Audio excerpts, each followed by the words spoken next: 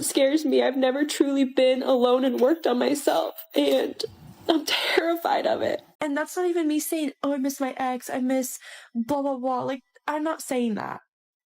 I'm saying that sometimes I miss having a connection like that where I felt like, oh, I had a person, right? And like, I had my person.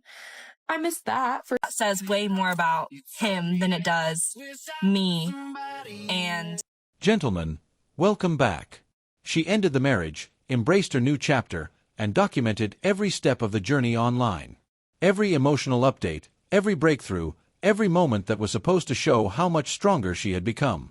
One day she was celebrating her freedom. The next, she was sharing another emotional setback.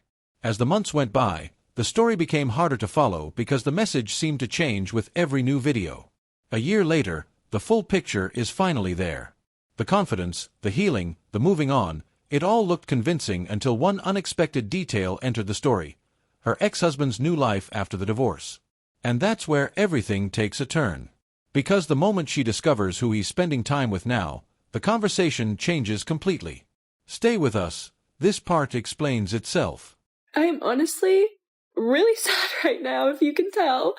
That's like the weirdest thing about grief is like, didn't cry for 2 days, was good for 2 days, and now I'm by myself, and it's just like the hurricane, like it's here again, you know? It's, the tsunami is back. Like, it's just so hard, and like, I'm frustrated because I, got, my whole world got disheveled, and I feel like he has moved on, and he is healed and moved on and doesn't care about me, which I don't want him to come back into my life, but it still just sucks, I can't imagine, thank you guys for sharing stuff, like stories that you've gotten through this and it's been however many years, because I could not imagine that.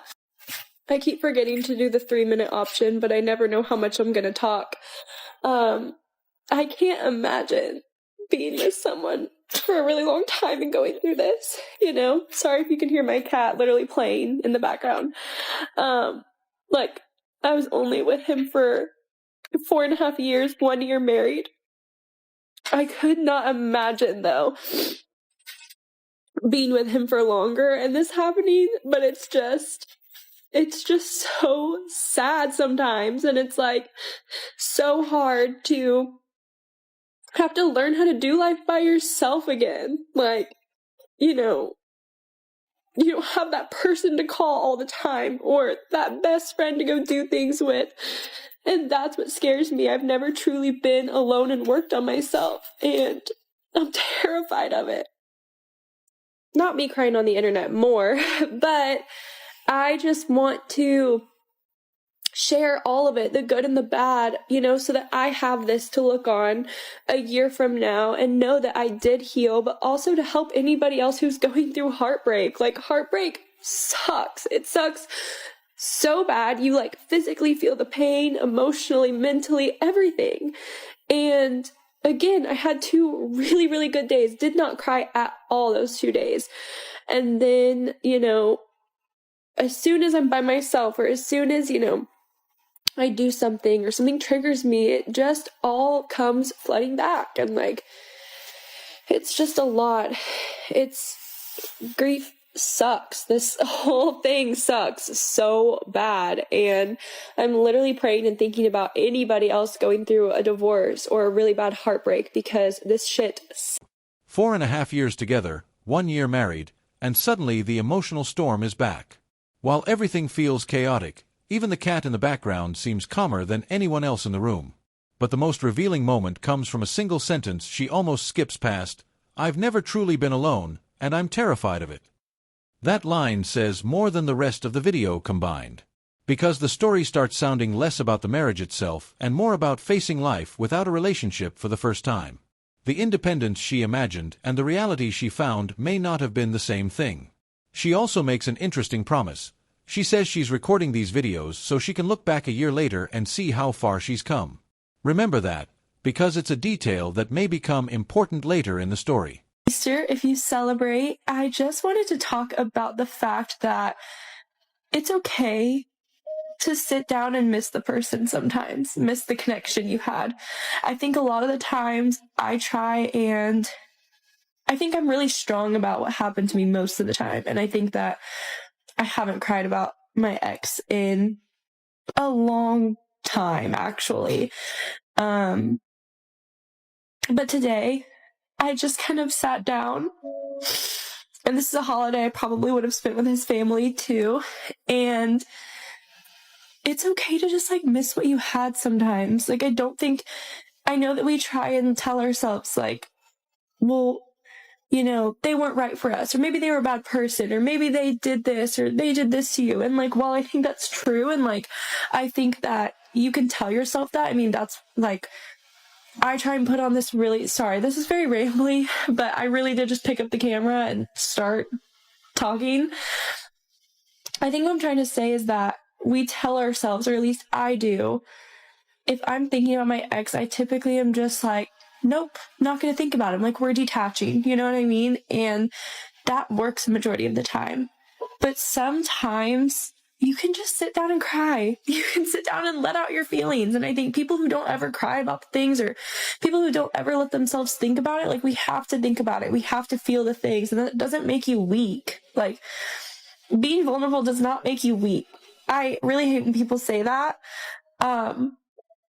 Because life is all about the human emotions and what we go through. You know what I mean? Like, that is literally life. And I just think that it's okay to just sit down and miss what you had. It's okay to, and that's not even me saying, oh, I miss my ex, I miss blah, blah, blah. Like, I'm not saying that.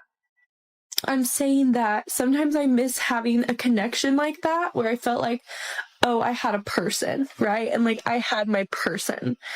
I miss that for sure. But I think sometimes it's okay. It's okay to grieve. It's okay to sit. And I think a lot of the times we try and distract, or we try and fill with voids, or we try and move on to the next person. And some days it's okay to just sit, and it's okay to have a cry and get back out there in life. And I'm sorry that this is so rambling, but happy Easter. I love you guys. Easter Sunday, and she picks up the camera to give an update. According to her, she's doing well, feeling strong, and hasn't cried in quite some time. But within moments, the conversation turns emotional as she reflects on a holiday she once spent with his family. For viewers, the contrast is hard to ignore. Just a few videos earlier, she seemed completely confident in her new chapter. She insists it's not about missing him specifically. It's about missing the connection, the companionship, and having someone by her side. But for many watching, those feelings sound closely connected. What makes the moment interesting is that the decision to leave was hers, yet months later she still seems to be revisiting it, trying to reassure herself that she made the right choice. And that raises a bigger question.